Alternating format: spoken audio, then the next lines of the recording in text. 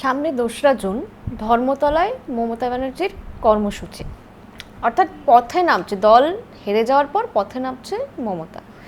এরপরে কি ঘুরে দাঁড়াতে পারবে? আমি বলছি যে এই ধর্মতলায় কর্মসূচি ধর্না, এটার দিদি কেন দেবে? এটা যাবে, জেলায় জেলায় যাবে, জেলায় জেলায় গিয়ে কর্মীদের পাশে কথা বলবে, জানতে চাইবে ধর্না কার বিরুদ্ধে ধর্না দেবে। আমি তো এটাই বুঝতে পারছি। ধর্না দিচ্ছে এই কারণে যে জেলায় জেলায় আমাদের উপরে আক্রমণ হচ্ছে, জেলায় জেলায়। তা তাদের কাছেই তো পৌঁছালে না কেউ। ধর্নাটা দিয়ে কি আমরা কি কাজ করছি? তো এসআইআরের ধর্নার মতন।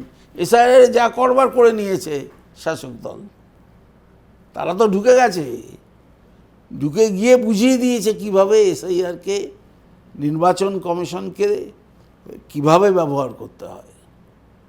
তা আমরা তো এখন তো এই অন্যরকম কিছু, আগে কর্মীদের জেলায় জেলায় যাক, আওয়াজ উঠুক যে দলের কর্মীরা, পুরনো দিনের কর্মীরা দিদি ডাক দিয়েছে, চলো আমরা যাই, এই আওয়াজটা তো দিদি তুলুক।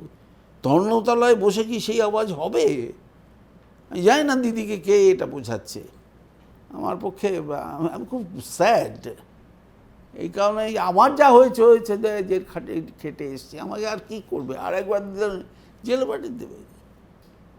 এই ভয়টা মনে কেন যে এখানে আমি লাইভ টেলিকাস্ট করব, আমি ধর্মতলায় ধর্ণা দেবো, এটা কেন? এটা তো মমতা ব্যানার্জি নয়। মমতা ব্যানার্জি মানুষের কাছে গেছে, কর্মীদের কাছে টেনে গেছে। তাকে কে আটকে রাখছে, কে বাধা দিচ্ছে, কে বুদ্ধি দিচ্ছে? I am really upset. আমি জোর হাতে বলছি, দিদি যদি দলকে বাঁচাতে চান নিজে নামুন।